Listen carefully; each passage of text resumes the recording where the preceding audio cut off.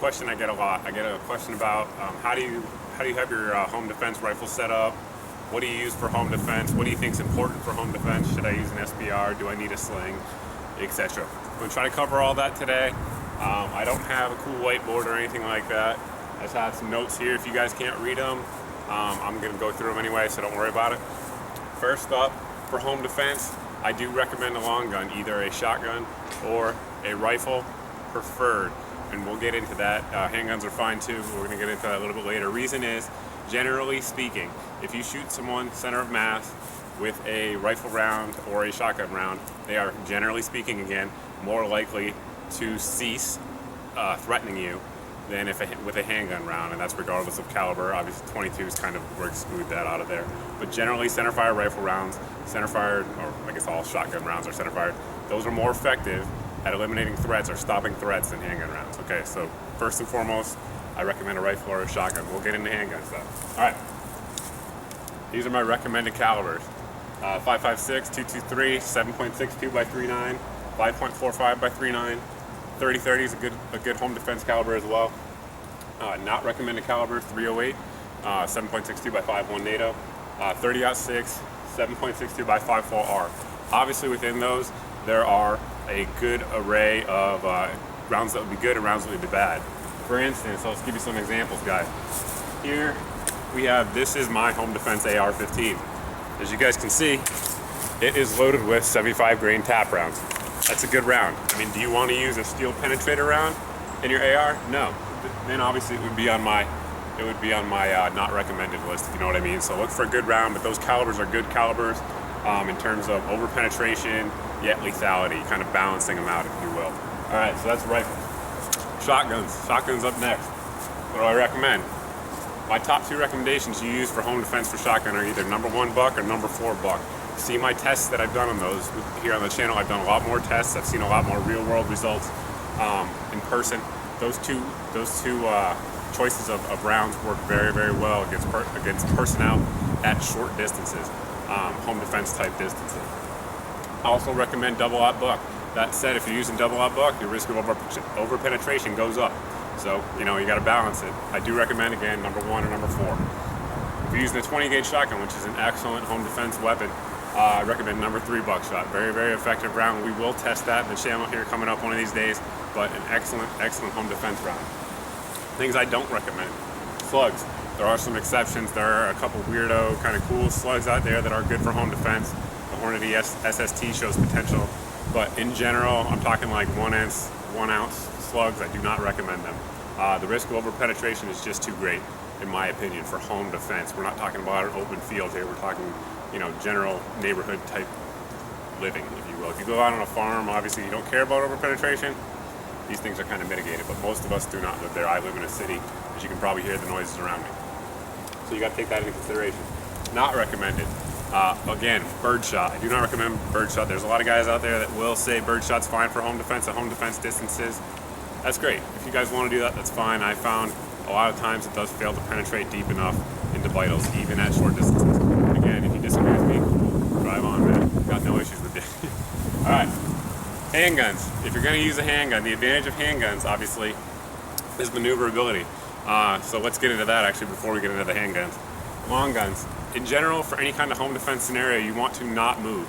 You watch all these videos and go to all these cool training classes and shoot houses and whatnot. We all do that. And that's real cool and looks high speed, but in real life, the guy who's moving inside a house is at a significant disadvantage to the guy that's stationary. So in stationary situations, you absolutely want to have a long gun. For moving, you can have a long gun as well, but it does become more cumbersome moving in and out of tight quarters. I'm going to try to push through this rain here. Anyway, so point being is rifles. Shotgun's good, especially because you want to stay stationary if you can. Obviously, there's certain situations, like if you have kids in another room, something like that, or if you're just going to check something out. Again, I really don't recommend that, but that's your decision. So if you want to use a handgun, or if a handgun's the only thing you have, some calibers I recommend. 9mm, 40 Smith & Wesson, 357 SIG, 357 mag, 45 ACP, 45 gap, 10mm. Those are all excellent personal defense calibers, again, provided you have the right bullets. Take a look at some of the testing we've done here in the channel. There's a lot of good examples of good rounds out there for you. Things I don't recommend in caliber, and handguns I should say. Anything smaller than a 380 they generally just do not have the penetration to consistently reach the vitals unless you're using a full metal jacket round. And on that topic, do not recommend any full metal jacket rounds. Why? In general, they just don't do as well at stopping threats, if you will. I mean, there's lots of data on that. You guys can look it up. Lots of studies. Masad Ayub, excuse me if I'm pronouncing his name right, done a lot of work. Dr. Roberts done a lot of work on that. They just generally do not work as well as modern hollow blunt bullets. So I don't recommend any full metal jacket rounds. No frangible ammo. Why I say that? That goes for rifle rounds as well. Frangible ammo. Frangible ammo is real cool on steel, right? But against soft targets like human beings, it tends to behave, as well as walls, I should say. It tends to behave just like full metal jacket rounds. For those of you guys that don't believe me or think I'm wrong, go over to boxoftruth.com. A lot of good information on ballistics, real world ballistics on that website. Highly recommend you guys check it out. I'll put a link at the bottom, in fact, just for that reason. Read up, guys. There's a lot of cool stuff in there. But anyway, frangible rounds, I do not recommend them. General things I recommend for home defense setups. A light. Every home defense rifle I have, these are my actual home defense rifles, guys, have a light. This AK here, light. They all have a light. You want a light. And the reason you want a light is because most home invasions, things like that, occur at night. About 80% is what the FBI statistics say. So our responsibility, as I've talked about in the past, as good guys, as the guys who are law-abiding citizens, is to identify the threat before we shoot. And if you're in a low-light situation, you need to identify that threat. Most of us have kids, family members, the drunk cousin, whatever, that might stumble in your house, and you want to make sure when you draw down on them, the guy that you're pulling that trigger on is actually a threat, not just some random guy wandering around your house, or even worse, a family member, because that could be the case. So you always want to identify the threat.